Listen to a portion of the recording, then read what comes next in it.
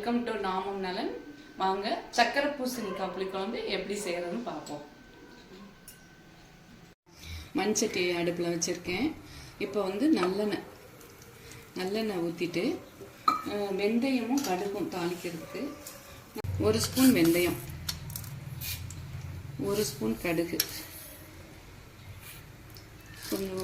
கொஞ்சமாக உளுந்தம்பருப்பு. நல்லா பொரிஞ்சு வந்துடுச்சு வெந்தயமும் கடுகும். இப்போ சின்ன வெங்காயம் கருவேப்பிலையும் அதில் போடுறேன்.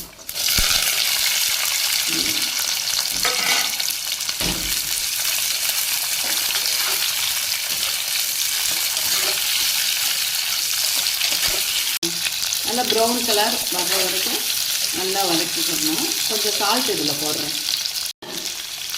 சால்ட்டு போடுறேன்.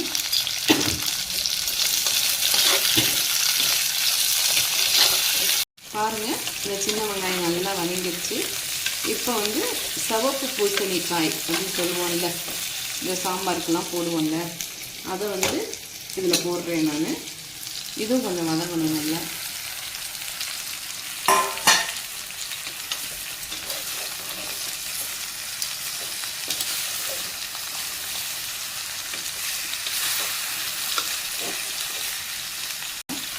கிண்டி விட்டுட்டு கொஞ்சம் லேசாக தண்ணி தெளித்து மூடி விட்டுறணும். நல்லா கிளறி விட்டுட்டு இப்போ வந்து மூடி வச்சிடலாம். ஒரு 5 நிமிஷம் மூடி வச்சிடலாம். வாங்க இப்போ திறந்து பார்ப்போம். காய் நல்லா வெந்துருச்சு. ஆனியனை ஏற்கனவே நல்லாவே வதக்கிட்டோம். இப்போ வந்து குழம்பு பொடி நம்ம அரைச்சி போடல வீட்டில், அதை வந்து ஒரு 2 ஸ்பூன் போட்டுருவேன். அப்புறம் மஞ்சப்பொடி,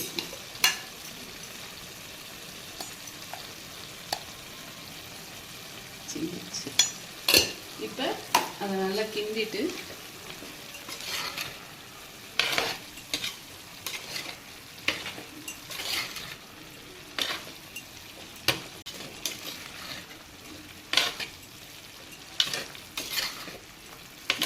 புளியை ஊற்றிடலாம். புளி கரைச்சி வச்சுருக்கோம். முதல்ல இந்த எலுமிச்சம்பழம் அளவு புளி இதை ஊற்றிடுறேன்.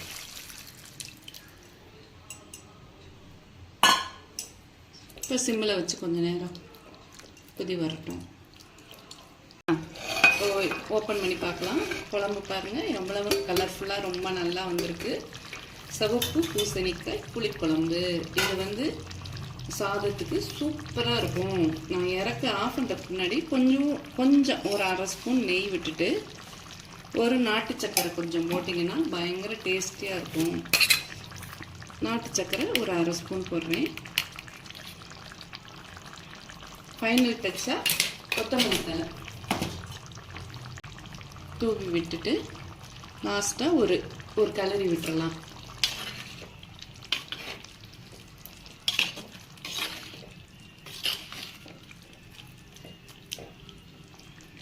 இது காயோடு சேர்த்து சாதத்தில் சாப்பிட்றப்ப சூப்பராக இருக்கும்.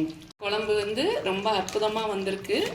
இதை நீங்கள் பண்ணி பாருங்கள் வீட்டில். பண்ணிவிட்டு உங்களுடைய கமெண்ட்ஸையும் சொல்லுங்கள். இந்த சேனலை சப்ஸ்கிரைப் பண்ணுங்கள்.